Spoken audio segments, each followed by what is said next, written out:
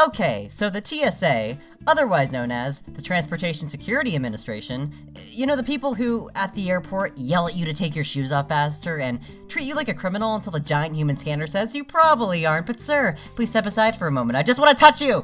When I fly, I almost always get the pat down, like 9.5 out of 10, which, on the bright side, that would make me like a really good movie. I think it happens because I wear a chest binder, and I know it's my binder that they're suspicious about because they're always just like, yeah, hey, hey, we're just gonna touch here and what are you hiding?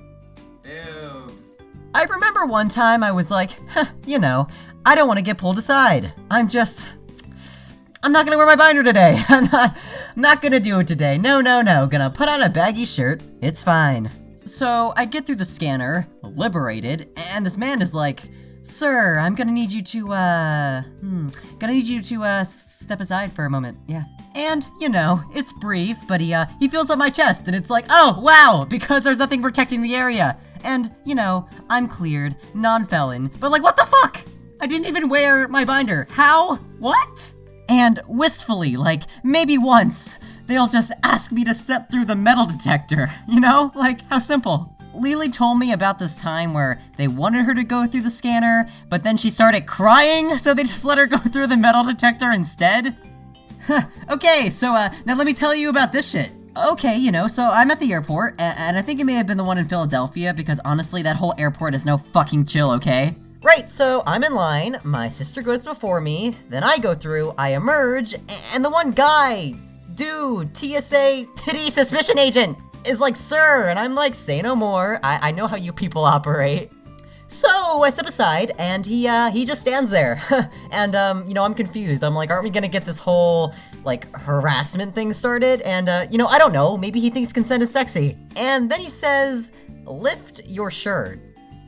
Let me reiterate, okay? He didn't say, could you lift your shirt? He didn't say, please lift your shirt.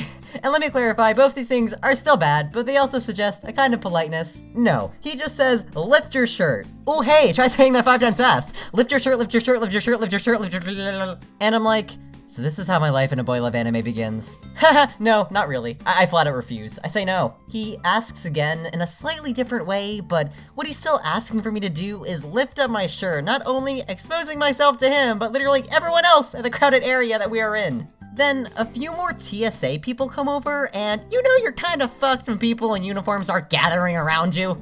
So Titty Guy and co take me to a private screening. God, this was so extra. I wasn't even a girl anymore, and they were still finding ways to make me feel shitty over my body. Oh, too fucking real for you? Ha, no, buckle the fuck up, kiddo. We're just getting started. So this one guy starts patting me down, and you know, he's relatively respectful about it. And there's this other guy just watching in the corner, I guess to make sure I don't know what I'm gonna do because a wet cat in a taco suit weighs more than me. So when this dude's like frisking me, he stays like real far from the dick region. Like he goes maybe 5 inches above my knee. Because yo, gotta be thorough, but no homo. That whole room was radiating no homo vibes. But guys, like what if though? What if homo? So finally, I'm allowed to go, and when I walk out, I immediately see my sister, who is crying! And I'm like, oh my god, what happened? It turns out she was just really worried about, you know, they just whisked me away, and she thought they were gonna, like, infringe upon my rights or something.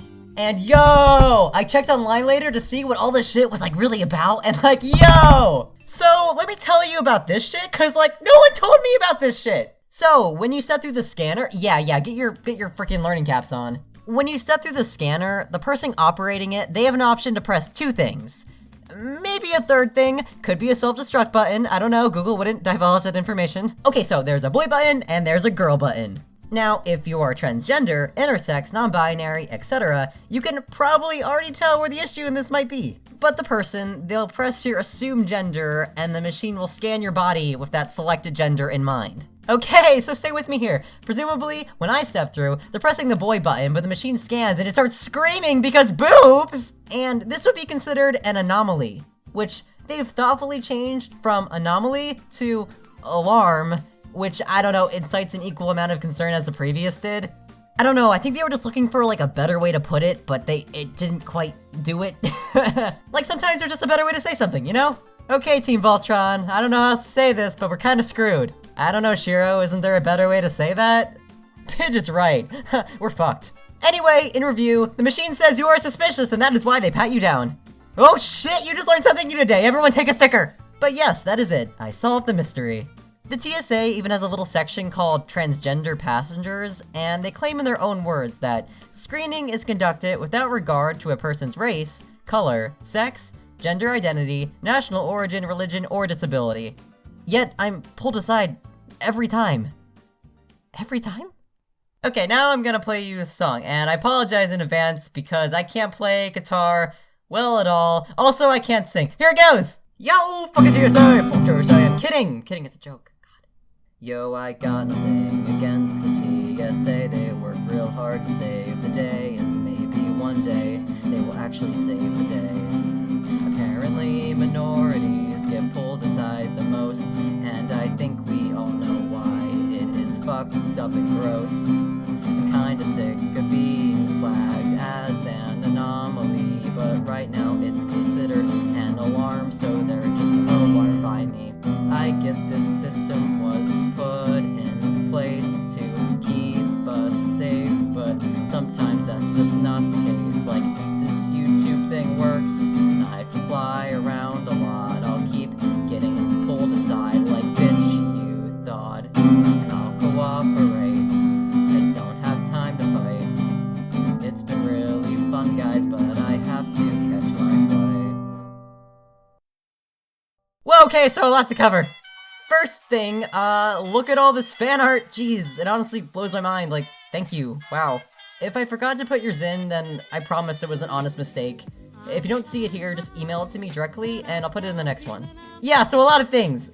So I decided to do the YouTube thing full time. Like, I guess this is my job now, I hope. I quit my job as a barista, and although I was accepted, I decided not to go to art school. It would be too long for me to explain it all, but yeah. So good news for you guys, it will never take me over a month to make a video now. I can probably knock these ones out in like 2 or 3 weeks. And I'm also gonna start doing new stuff like cosplay videos and let's plays, and more art streams. I've had a few random ones in the last week, and I like them, cause they're fun. Look, new social media link, Amino! I still barely get what it is, but someone made this little community thing, and it's very cute, please check it out. Also, Alistair Stuck is a thing now. Yeah, I don't know. Okay, bye, be good!